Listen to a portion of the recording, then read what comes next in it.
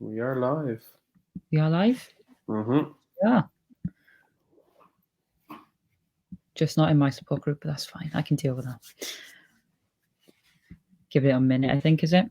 Yeah, we'll just let everyone join on and then we'll get started. Yeah.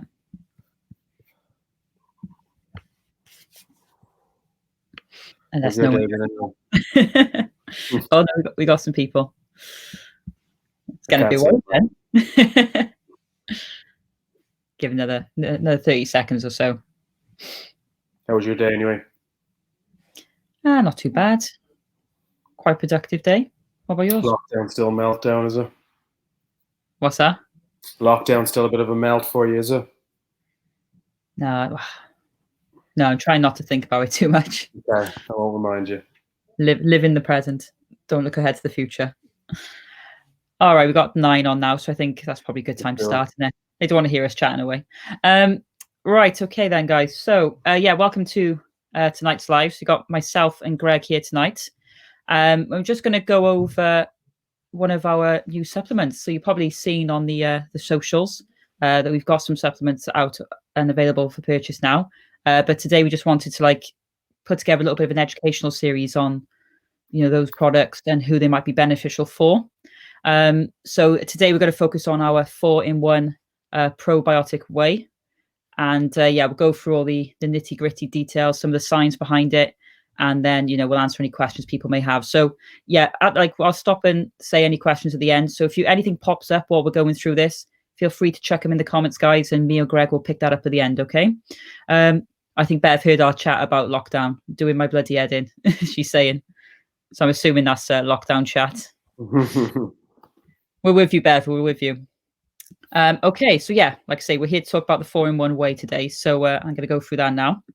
So in terms of the objectives of our training today, guys, it's just to, like I said in a bit of the summary just now, just to explain the features and benefits of our 4-in-1 probiotic whey, to develop understanding of the benefits of supplementing protein. And then, like I said earlier, just to understand who this product might be suitable for. Okay. So I just want to start off with a bit of an overview of what the product is, and then we'll go into the more finite details. So essentially, who's this product suitable for? Well, pretty much anyone who's looking to increase their protein intake. It's a great convenience product, so it's great tasting, easy to mix, and we've got in a variety of flavors. So if you're on the go and you struggle to hit your protein target, then this could be something for you. Or, if you're training at the gym and you want a quick bit of a protein source after you finish working out, then this could be good for you as well. So in our product, it's a blend of different types of protein. So in there we've got whey protein concentrate, pure whey protein isolate, egg albumin, and micellar casein. So I'll go through those in a moment and explain what the differences are and what the benefit is. In there as well, we've got some probiotic enzymes, and they essentially just help with digestion and improving optimization of the protein from the shake. And then, what benefit does having this product have? It increases satiety, increased metabolic rate, improved insulin sensitivity, and helps stimulate muscle protein synthesis. So like I say, that's just a brief overview. We'll get into some more details now, starting with the blend of proteins and what those are. Okay. So start off with whey protein. So whey protein is derived from milk, and it's basically a byproduct of the cheese making process. It's sort of the liquid that's left over when they're making cheese. There's 3 types of whey protein. And as I mentioned on the last slide, the 2 types of whey protein that we have in our protein powder is whey protein concentrate and whey protein isolate. And the difference between the 2 is essentially just how much processing they go through. So whey protein concentrate is the least processed protein, which also means it has the least available protein. So usually you'll see around 70 to 85% protein content, and then the remainder of the calories comes from carbs and fats then. And then with the whey protein isolate, like I say, it just goes through one step further of processing, which just means there's increased protein availability. So it's more so 95% pure protein, with the rest coming from fats and carbs. Anything you want to add there, Greg, or happy for me to keep No, going? that's pretty good. Like, so it's just giving you just a blend of the three. Oh, what is it? Is it three different kinds of has, isn't it? Yeah. So Yeah. instead of a lot of people, they'll like I'll get it regularly from people. They say, "Oh, what's the best one? Isolate, concentrate. What one's for me?" And I think the main thing they try to do here is just give you a combination of all three. Yeah. Yeah, that's it. That's it. Bang on the money there. So they're the two types of whey protein that we've got in there. Like I said, there's also two others. We've got egg albumin, which is basically, guys, a fancy way of saying egg whites. So the reason why they call it albumin is just because that's the main protein that's available from egg whites itself.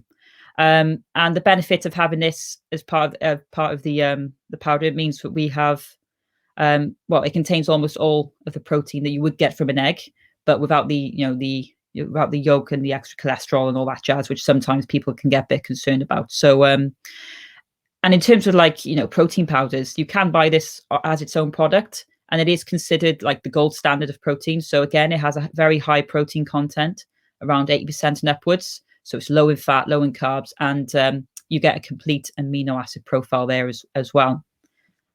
And then the fourth protein that we have is something called micellar casein. So again, this is a dairy protein, so you do get it from milk. But the difference between this one and the other proteins, so the whey protein, is just the speed of digestion, essentially. So micellar casein is a slow release protein, which often people overlook, really, because we're all concerned with the whey and recovery and fast digestion and all that jazz. But well, the benefit of slow release is that it helps sustain something called muscle protein synthesis over a longer period of time, and that's just because the amino acids are slowly released into the bloodstream. So usually people would supplement with casein like before periods of fasting, so that might be before bed, or if they were about to do a long period of fasting. So that's where that comes into play. Like I say, we've got it in this product, so you get the benefits of the fast releasing whey, and you get the benefit of the slow release casein as well. And again, it's high protein content, 85% and upwards, and it just, like I say, just complements the other types of protein in this product really, really well.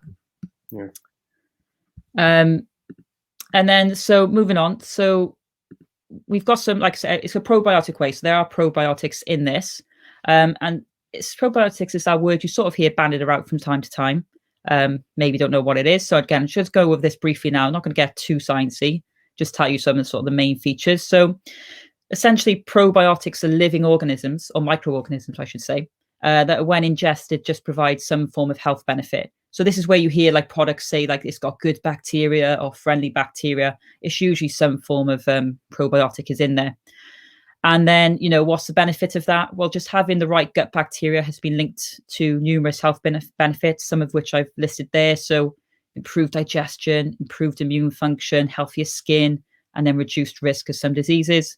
And some of those links are like type 2 diabetes, heart disease, some forms of cancer, Alzheimer's, and depression.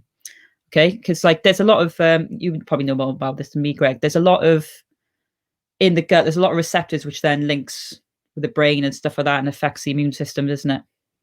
Well, the new science, and I think we spoke about this the other day, it's quite in its infancy in terms of the gut microbiome and its effect on the rest of our body. But it generally is thought of, the enteric nervous system is thought of as the second brain almost, because you've got what's called the vagal nerve, which runs from your stomach to the brain. So they speak to each other, and like they're finding a lot of cool stuff in terms of probiotic and supplementation in that way, and its effects on mood, anxiety, depression, and also like the gut bacteria that you possess. It like going into it like slightly deeper will affect actually the amount of calories you retract you take from your food, but also the amount of nutrients that you make from that. So having a good balance of bacteria can determine the nutrients you absorb from your food in terms of calories. So bad bacteria will generally absorb more, whether it's like bad bacteria in itself then as well will like unbind certain vitamins and minerals. So like you'll find people with bad gut microbiota have lower vitamin K, have lower vitamin B12, have lower iron. So adding these probiotics into it will just give you that nice little balance that you need. Nice, well put. Yeah, I think one of my favorite quotes I've ever come across is that I think it was Luke Lehman said it. It's like you are what you eat, and don't poop out, essentially. So yeah, if you're not like, if your digestive system or your gut health isn't great, then potentially losing all these nutrients and or all the benefits we get from eating the foods we do out through our digestive system. Yeah, like it's funny. Like, I mean, I've been looking at like a few different clients, or like looking at blood chemistry analysis of different people, and people that have really poor gut function always tend to be deficient in the same micronutrients. It's always B12. You'll always find iron, B6 to a certain extent, and like when we think about the amount of anemia that goes around, especially in females.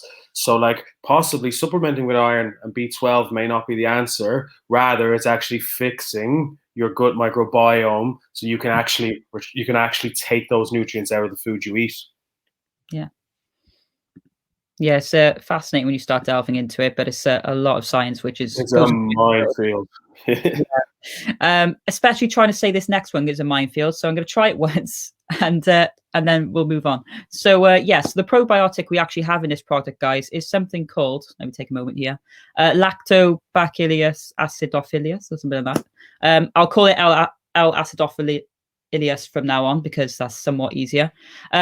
But basically, it's just, like I say, it's a type of bacteria, and it plays an important role in human health. So, yeah, like I say, it's a member of the Lactobacillus genus of bacteria. There's a lot of words there. So what's it do? Well, the clue is in the name a little bit. So it produces lactic acid, and it also produces an enzyme called lactase. And basically, lactase breaks down the sugar lactose, which is the sugar we find in milk. So as I mentioned earlier, some of the protein sources that are in here are dairy, so they're from milk. So what this probiotic does, essentially, it's sort of like targeted that it's in here. It helps you break down the dairy protein so that we can optimize it as much as possible. Okay, so it's not just like we're saying, look, we've got this product, it's got probiotics in it, all these buzzwords. There's actually a reason for this being in here. So it's all designed to complement and help you get the most out of the product. And then I did a little bit of background research on this specific bacteria, and there's loads of benefits of it, some of which I've listed there. But essentially, it does help boost the immune system. So helps reduce things like IBS symptoms, help reduce cold and flu symptoms, that sort of stuff.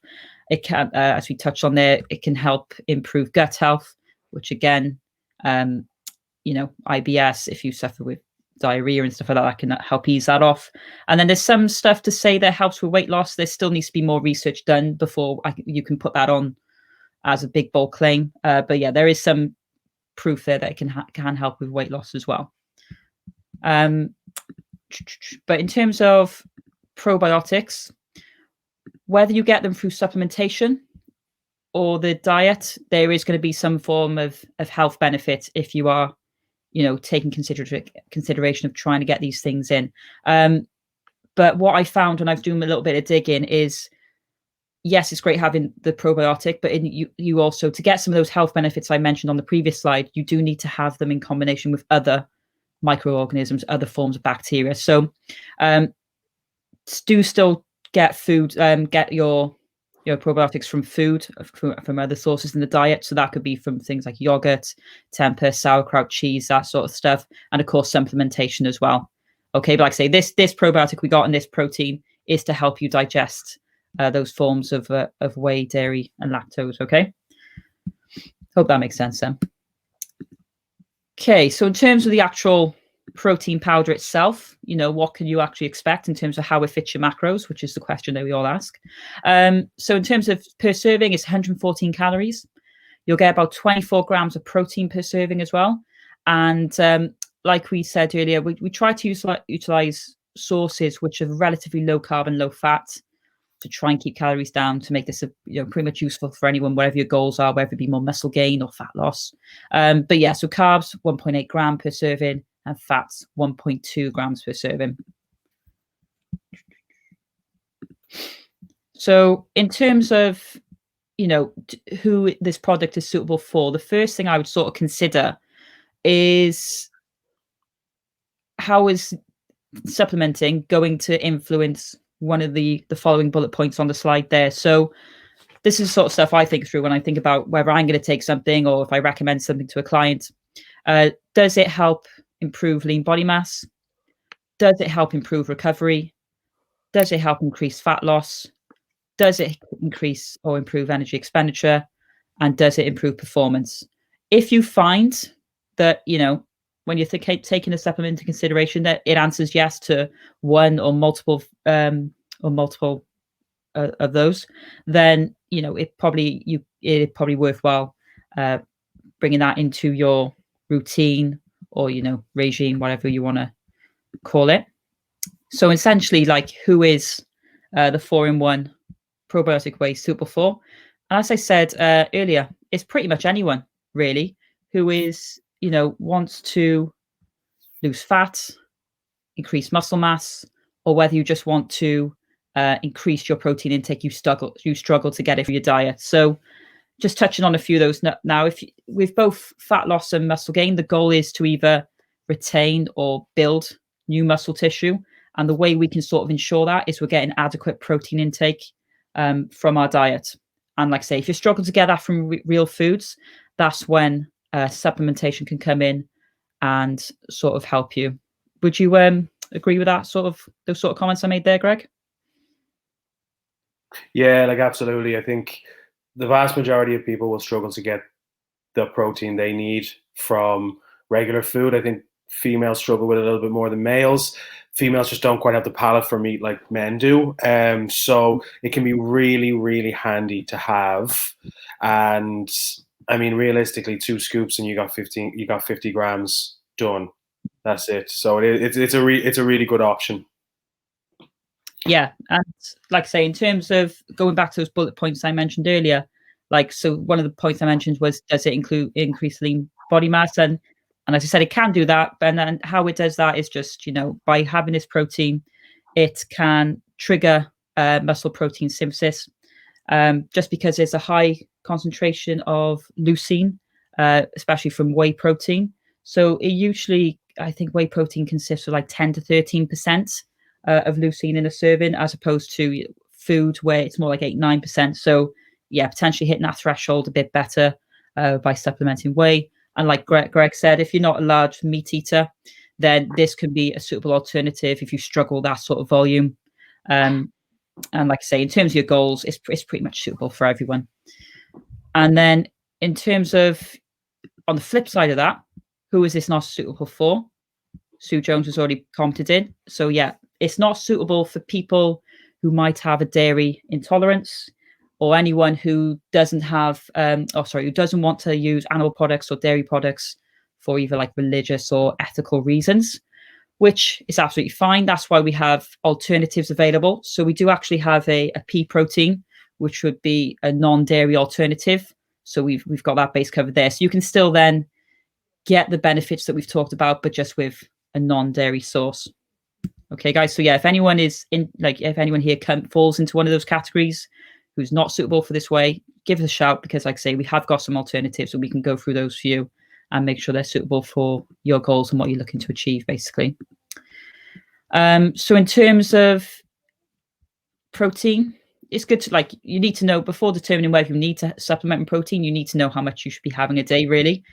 And, without going into the nitty gritty, a ballpark figure you can start with is like a minimum dose of 1.6 grams per kilo or 0.73 per pound if you work in pounds.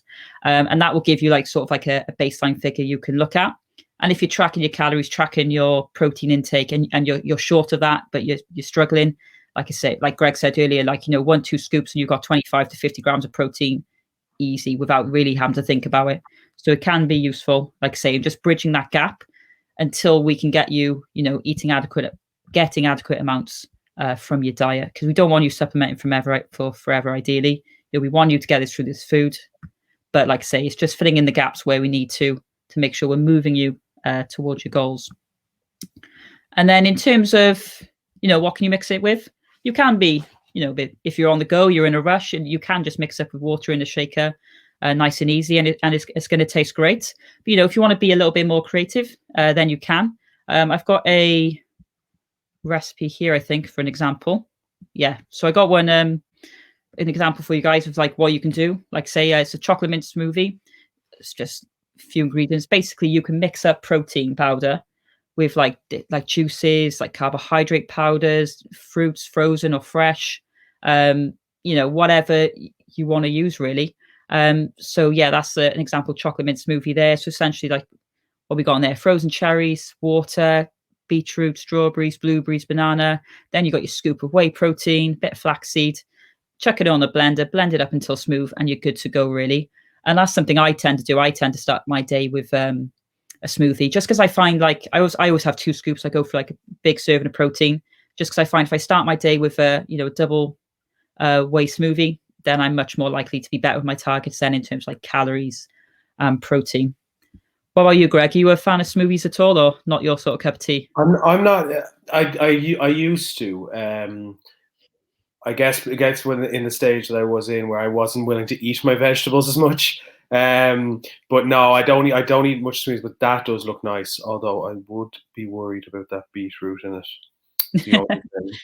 Joe, the one I was chucking, I chuck spinach in every single smoothie I make, just Yeah, because it tastes like nothing. it doesn't taste of anything, and then it will turn everything green. So you just got to get past that. But I'm really obsessed with apple and cinnamon at the moment. But I just use scoop of whey protein, blend up an apple, tablespoon, that's too much, teaspoon of cinnamon, bit of coconut milk because I'm a sweet tooth, blend it up and you're good. So no, yeah, I used to in that way, like when you think about when I used to do it with whey protein in mine, I used to always pick the vegetables that were bland as hell. So surprisingly, like you said, spinach, cucumber, courgette you can get away with putting in there, kale you can get away with putting in there, and you wouldn't even notice it. Yeah. So yeah, great way of getting some extra nutrients in through the form of like vegetables. Okay. So in terms of like the actual product itself, guys, it's available at £35 per tub. And the flavors we're doing at the moment are salted caramel and chocolate brownie, which is, we put it to a vote to our members, I think, when we were first looking at going into this, and they were the 2 flavors which won. So yeah, I hope everyone's happy with those. And then also we've got a bit of a special offer on at the moment for anyone who is interested in this product. You would also get a free customized nutrition template with every order of protein. And I got some examples here. This is one I made earlier. So yeah, it would look something like this, guys. So like I say, these little templates, they're not just cookie cutter.